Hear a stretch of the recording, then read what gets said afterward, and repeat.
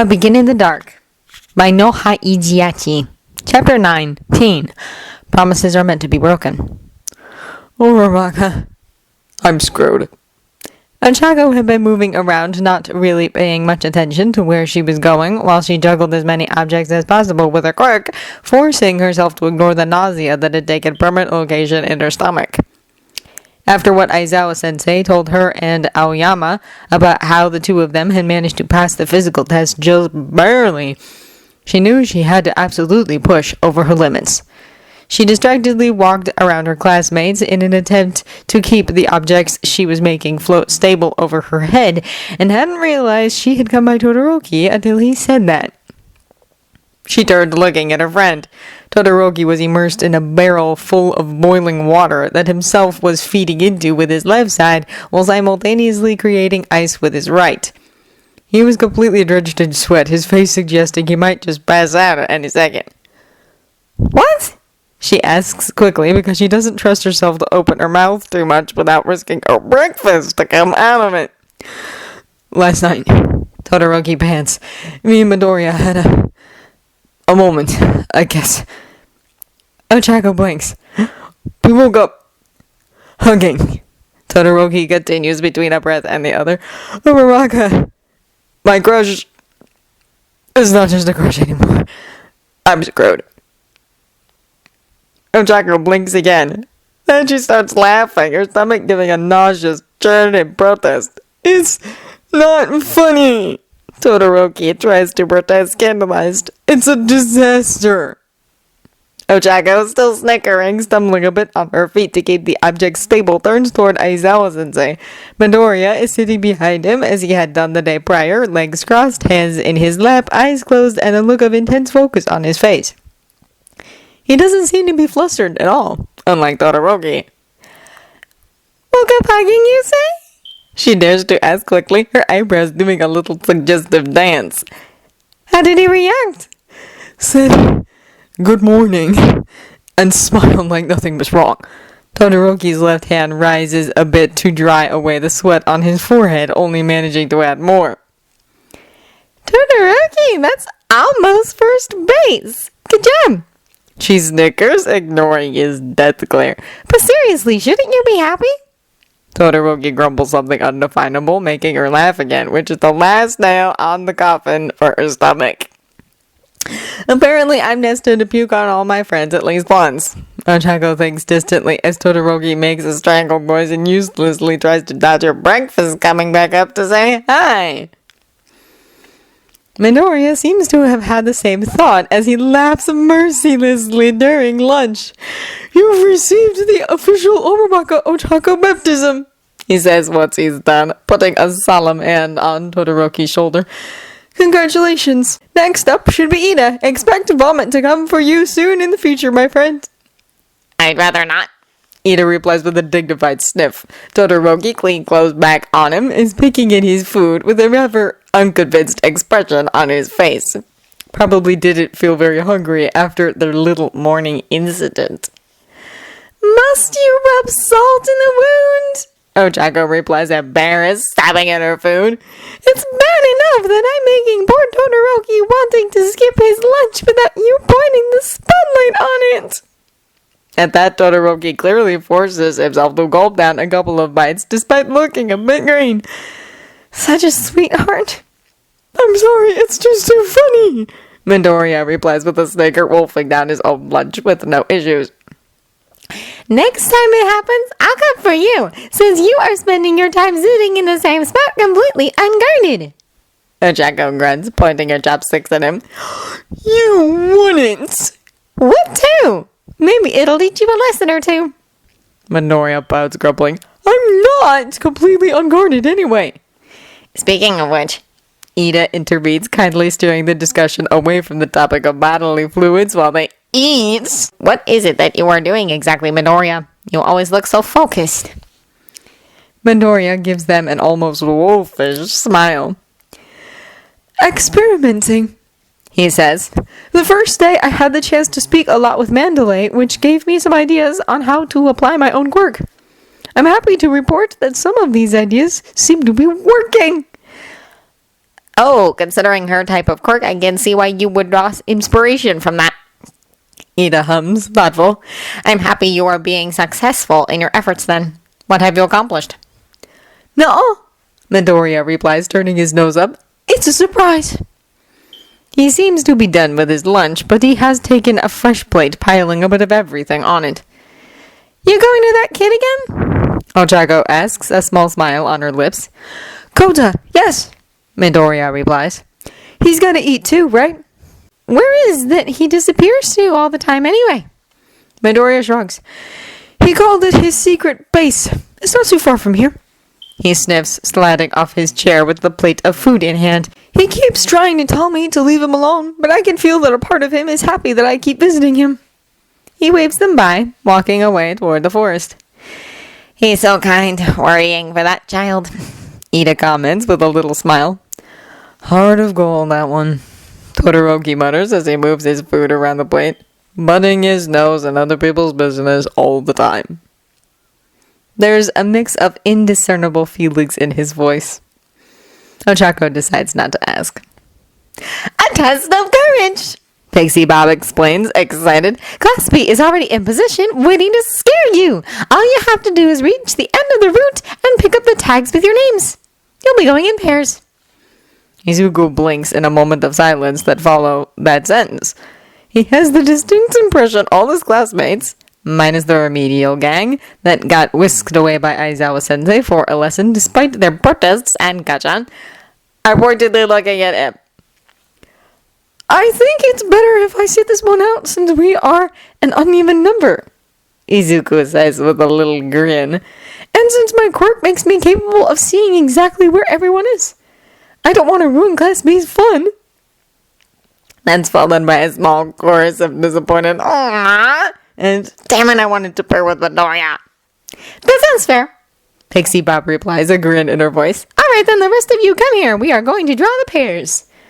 Izuku decides to sit down on a table, crossing his legs. For him, it will be more fun observing his classmates from afar, anyway.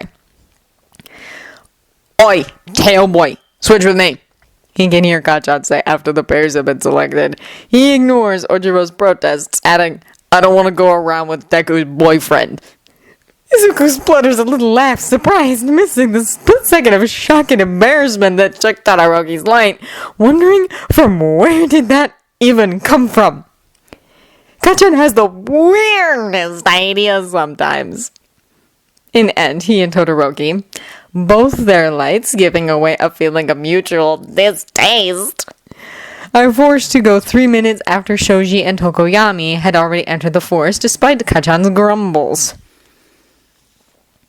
Only a minute after they got out of his range, something new suddenly popped into Izuku's radar, making his heart rise up to his throat as a startled gasp itches at his mouth. Mandalay! Izuku immediately yells, jumping down the table, feeling the tension in the woman's light and surprise ripple through the classmates that were still there as soon as he opened his mouth. Warn everyone! We've got enemies incoming! Aizawa had barely started the remedial lesson after finally managing to calm down his hyperactive students when Mandalay's telepathic voice came in loud and clear. Everyone, immediately fall back to the lodge. We've got enemies incoming, she says, urgent. I repeat, this is not a drill. We've got enemies incoming. Fall back to the lodge right away. Now! A surprised gasp ripples through all of them, freezing his students in their seat. Aizawa swears under his breath, turning towards his colleague. Sekijiro, stay here with the students, he exclaims, running out the lodge. In the little clearing, Midoriya is standing with Mandalay's hands on his shoulders. Most of his students are luckily still there, circling loosely around the two with worried expressions. Midoriya. The boy has his eyes closed, hands cupping over his ears as he focuses. How many? The boy's lips move silently as he counts. I can feel 6. For now, he says, opening his eyes. I don't recognize any of them, but they don't have good intentions. I can feel it. The others? Hurrying back as we speak. He closes his eyes again, gritting his teeth in a little frown, a single drop of blood running down his nose. They are grouping up. Garchon and Todoroki are pretty far, almost out of my range. Along with most of Class B. I can't feel Tokoyami and Shoji. Ragdoll, she's... Something's wrong. She's agitated. Aizawa swears again under his breath, turning to Mandalay. Tell them to hurry and don't stop for any reason. Mandalay nods, a serious expression on her face as she relays the message. Suddenly, Midoriya releases a strangled noise, eyes opening wide in fear. Koda! He says, breathless. He's at his secret place. Something is coming right in his direction. Mandalay turns to him, eyes wide with panic. Midoriya turns to Aizawa. No, Aizawa immediately says. Sensei! Midoriya replies, eyes glinting. He's just a kid. So are you. Pros are here. Someone else will go pick him up. We don't know where his secret place is. Mandalay murmurs, her voice broken, a hand on her mouth. We wanted to give him space. Another swear finds its way out of Aizawa's mouth. Midoriya, can you explain to Mandalay where Koda is? I could give a general direction, but the terrain is... The boy stammers, his eyes squeezing shut in an angry expression as he punches his thigh furiously. He's moving, but I don't know how to explain. Mandalay still has her hands on her mouth, eyebrows twisted in clear worry. Sensei! Midoriya turns back to him, desperate determination written all over his features. Whoever it is, it's rapidly closing in on Koda. Please, I'll go as fast as I can. Take him and bring him here right away. I can do it. You know that I can. Aizawa hesitates. Midoriya is under his protection. Midoriya is still recovering. Midoriya... Sensei, please! He yells. God damn it! Aizawa roars, gritting his teeth. Go! And get right back. Go as fast as you can, Midoriya. The boy is off, a green lightning bolt before Aizawa even has the time to finish his sentence. When Aizawa meets Kota, his light is plunged in a mix of confusion and fear. A small voice hitches in his throat when Izuku lands in front of him after a jump, dust rising from under his feet as he drifts against the hard soil. The power of One for All running through his veins at the rhythm of his madly beating heart. Kota! Izuku exclaims, closing his arms around the little boy. Hang tight on my neck, okay? I'm bringing you back to safety. Trembling, Kota nods, his arms circling Izuku's neck. He lifts the boy in his arms, turning, ready to spring right back to camp. Where are you two going? A new voice asks, deep and malevolent, sending a chill running down Izuku's spine. Izuku doesn't stop to answer, his legs releasing a shockwave when he makes a sprint with One for All, arms tight around the small boy hanging to him for dear life. But whoever it was that had closed in on Koda's position so fast doesn't seem to be deterred, sprinting after them with an uncanny speed. Izuku's breath stops in his throat for a moment when the corrupted light closes in on them. Not so fast, kid. The voice says, close, too close, something connecting with Izuku's back. His world goes dark with pain. When he comes back to, he's shivering so hard, his teeth are chattering and there's an unpleasant taste in his mouth as if he just threw up. The lights in his head are unfocused and confusing. The scope of his radar is so small, barely including the three of them, as if his own brain is trying to protect Izuku from reality by refusing to take in more of it. The pure pain from his back is keeping him frozen on the ground on a side, cold sweat collecting on his body. He has no idea for how long he blacked out, but it can't be too long. He can hear Kota hiccup in fear. He sobs, weak. You killed Mom and Dad. Izuku snaps back to focus. He forces himself to, despite his radar being so small around him. The now not unknown threat. He killed the water horse duo. Muscular is his name. Can create muscular fibers on his body at will. Laughs in an unpleasant way. What a surprise, he says, sounding almost amused. You are the water horses, kid. This is destiny. Izuku is trying to stand on his unsure limbs and failing. The pain from his back is unbearable. Every movement a torture. He can feel Kota trying to attack water like his parents and fail with a sob. Don't worry, little one. You'll see them soon enough.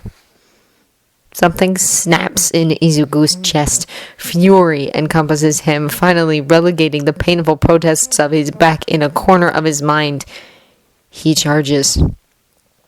His hand gets trapped in something. He can grow muscle fibers, that's what he must have done. That wraps around his wrist when the man dodges his right hook at the very last second, and Izuku is basically hanging on his shoulder from an arm as Muscular makes a surprise noise. "You're still alive," he notices. "Considering the number Shigaraki did on you, I thought a punch in the back would be enough to take you out. You are far sturdier than you look, kid." Koda is still sobbing, frozen on the spot. "Shut the fuck up!" Izuku hisses, voice coming like gravel from his burning throat. "Koda, run! Go back to your aunt!" "There's nowhere he can run," Muscular tries to say sarcastic, and Izuku uselessly punches his chest with his free hand. "Shut the fuck up!" he repeats, furiously baring his teeth, before turning his face toward Koda as much as he can. "Koda! Run! I promise you he will not touch you! I will protect you!" Breath stops in Koda's chest with a strangled sob, surprise rippling through his small light. "I promise, Koda!" Izuku roars. "I will protect you! I promise! Run!" Finally, the boy turns and runs into the forest toward the lodge. Muscular chuckles as if he finds it all funny. It all happens in a second. Izuku steals himself, still hanging off of Muscular, his free hand steadying him against the man's chest. Time seems to stop as his quirk focuses until it's just him and this monster, a tiny point into infinity.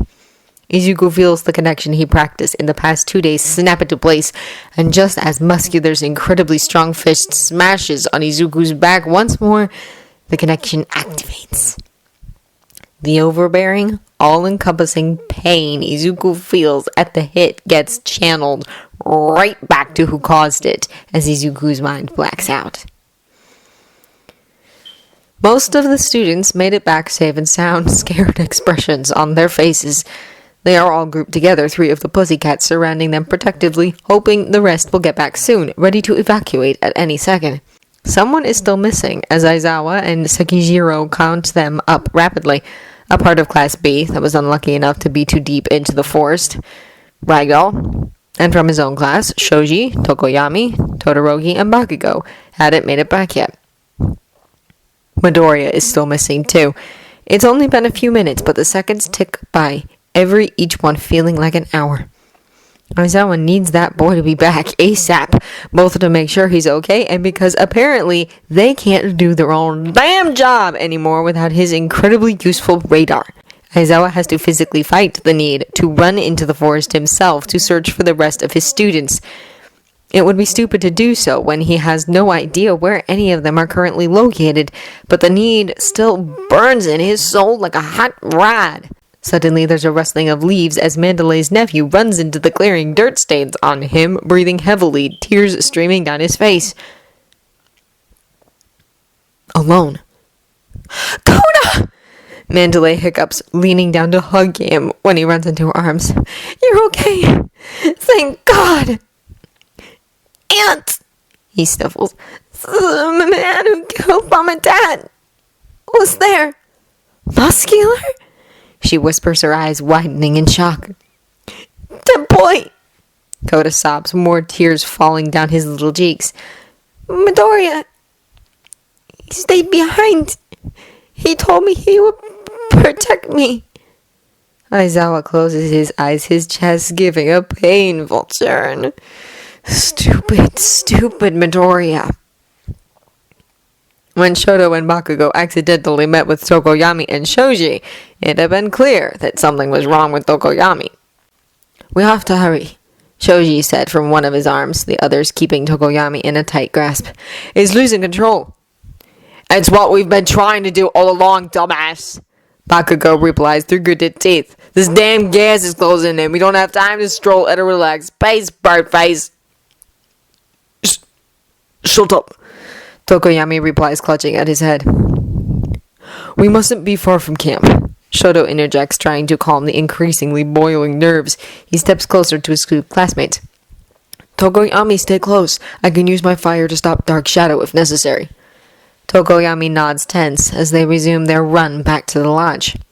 The gas, ominous like a snake sliding down through the grass, seems to be following them, forcing them to take a far longer path back to camp than Shoto had hoped. He had no idea what was going on or how everyone else was doing, their only point of contact Mandalay's occasional message. She even told them they had permission to fight, if necessary, on Aizawa-sensei's behalf. He really wished he could borrow Midoriya's quirk for a minute right now. Suddenly, a series of something looking like impossibly long blades cuts through their path right in the middle, scattering them in different directions as they dodge the sharp metal, and three things seem to happen in rapid succession. Shoto is forced to roll away to avoid getting cut in half, separated from Tokoyami, and Dark Shadow finally overcomes him, coming out with a shriek, a giant beast of rage. Whoever had attacked them, a monstrous person completely clad in some sort of straitjacket, only his mouth free, his blades come out of it, immediately suffers the consequences as Dark Shadow makes a beeline for him with a furious roar. Shoto hears a gasp from behind him, and then a sort of popping noise. When he turns, Bakugo is gone. Midoriya finally came back. He stumbles into the clearing on unsure legs, right on the furthest edge from them. His hands are completely covered in blood that rises up to his elbows, stains on his clothes as well, but his arms don't appear to be broken. There's blood on his face and neck, too, abundantly rolling down from his nose, dripping in fat drops from his chin. He's sweating, panting, his eyes completely unfocused. Aizawa manages to run up to him and catch him a second before he goes down, guiding him to kneel on the ground. "Midoriya, what the hell?" he hisses. The boy is shivering. He turns his face vaguely up to Aizawa, looking confused. "Sensei," he mumbles, slurred. Then he tries to stand, turning to the left like he wants to enter back into the forest. "Where do you think you are going?" Aizawa asks, keeping him in a tight grip. "It's in trouble," Midoriya mutters. "Tokoyami lost control." He must be observing the few that are still missing, Aizawa realizes. "Ragdoll, unconscious. Ibara, too. Tetsu's holding her." Sekijiro, Tora, and Pixie Bob have come closer to also listen as Mandalay kept the kids grouped near the bus, ready to leave the instant everyone was back. Something wrong with Gachan," Midoriya keeps mumbling as if he's in a trance. "Feels weird. Shoji's hurt. Todoroki confused. Enemies around them. 4, 5. "Kid, where are they?" Pixie Bob asks, kneeling by Midoriya's side as Aizawa keeps him upright, nothing of her jovial attitude in her voice. Midoriya blinks, his eyes distant, swaying a bit before he raises his arm to point at the forest. "Tora, with me!" Pixie Bob orders, the towering man rapidly following her in the direction Midoriya pointed to. The boy tries to stand as if he wants to follow. "Kid," Aizawa murmurs, keeping him steady. "You have done enough. That is enough. You can stop, okay? You can stop now." Midoriya turns back to him, blinking as if words cannot quite reach him. "Sensei," he says, voice hazy. "Behind you!" Izuku's not sure what is going on. It's like his body and mind are completely disconnected. A garbled mess. Short instants of lucidity coming back to him before being swept away by this fuzzy white noise filling his head. He knows the pain. That one is clear. It hasn't stopped, not even for a second. His back feels like it's about to crumble down again the way it did when Shigaraki sunk his hand into Izuku's flesh. He's far away, his mind not his anymore. He feels garbled. He feels slow, like he's trying to move through molasses. There are voices around him, but words don't seem to make real sense most of the time. He feels like he's trying to find his way through a labyrinth that keeps shifting and turning under his feet. There are hands on him, keeping him up, dragging him around. Hands on his face, voice calling to him, but he cannot answer. He feels them, the lights, some familiar, others not. Frantic, angry, scared, determined. Fighting. He should be helping. He should be fighting too. But the hands don't let him go. They drag him away, stopping him from moving, and then he's lying down. He thinks, he's not sure. Someone is holding his head up, something in his face. Voices calling. They are here. Almost all. And Class B too. Sensei. He's hurt. The Pussycats, Ragdoll, and Pixie Bob aren't here. Todoroki and Uraraka are near, worried, comforting. Kachan isn't here. Where's Kachan? Izuku murmurs because they are all here, his classmates, but Kachan isn't, and that is wrong. Where's Kachan? He asks again because no one is answering. Where's Kachan? Aizawa's left arm hurts like a bitch. That bastard. Dabi, that was his name, he said. Surely made a number on him when Aizawa was forced to protect Midoriya from the flames with his own body before Pixie Bob and Dora came back with the missing kids in tow. They were finally able to leave, Dabi disappearing in a now way too familiar black mist with a smug smile on his face. Aizawa let Sekijiro medicate him with what they had on hands on the bus after he's finally done with all the students that are sitting silent, holding to one another in the deep of the night, the only noise the rumble of the engine as they drive away from danger.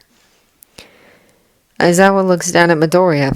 The boy is completely out of it.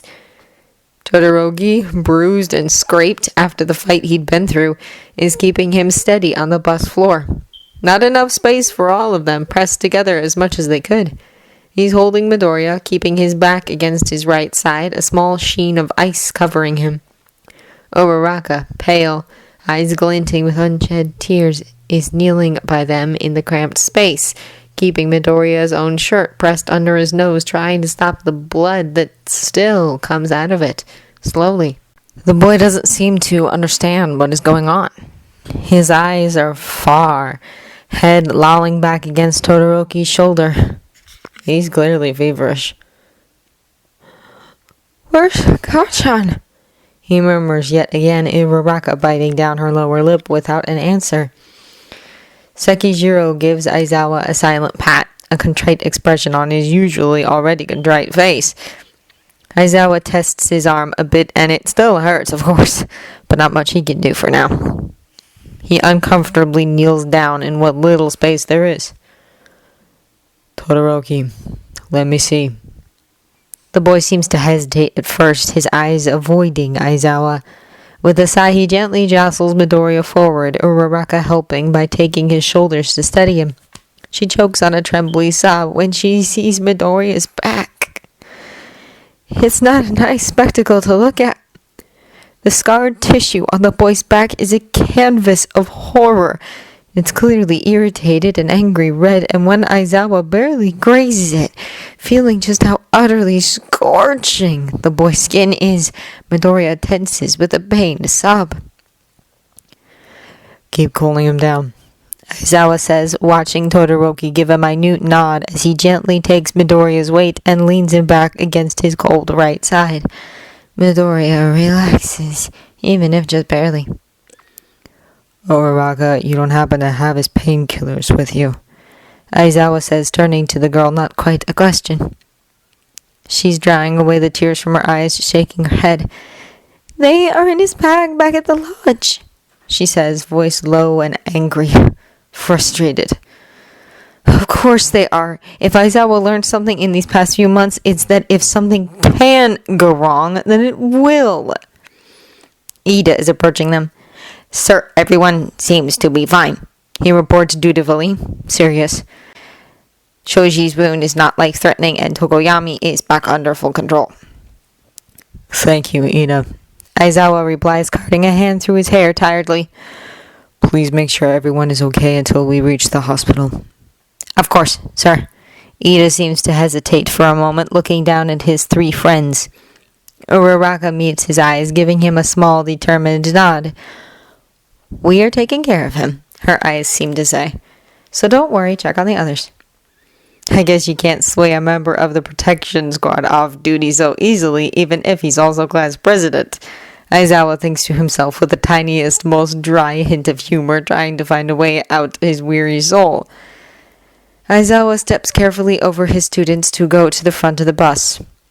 Tora is driving, silent, Mandalay holding a sleeping Kota between her arms, sitting near him. "Anything from Pixie Bob?" he whispers. "She's still searching," Mandalay reports, her eyes casted low. "The police reached the lodge and men are joining the search. They've found and arrested some of the unconscious villains, too." "They'll find her, I'm sure," Aizawa tries to comfort. "Ragdoll is strong." Mandalay nods, but doubt is weighing all over her, clear in her eyes. Aizawa squeezes her shoulder gently one last time before sitting down on the floor himself, letting his head rest uncomfortably against the plastic between a seat and the other. They should have been secure. They should have. But they weren't. Students risked their lives. Some of them had to fight. More fear had been instilled in their hearts. Aizawa had broken 2 promises that night. The first to Midoriya's mother. That empty hope that he could possibly be able to stop the boy from hurting himself once more. The second, the one he silently makes to the parents of all these children. The unspoken promise that they will be safe in Aizawa's care. Bakugo was missing. Aizawa had failed.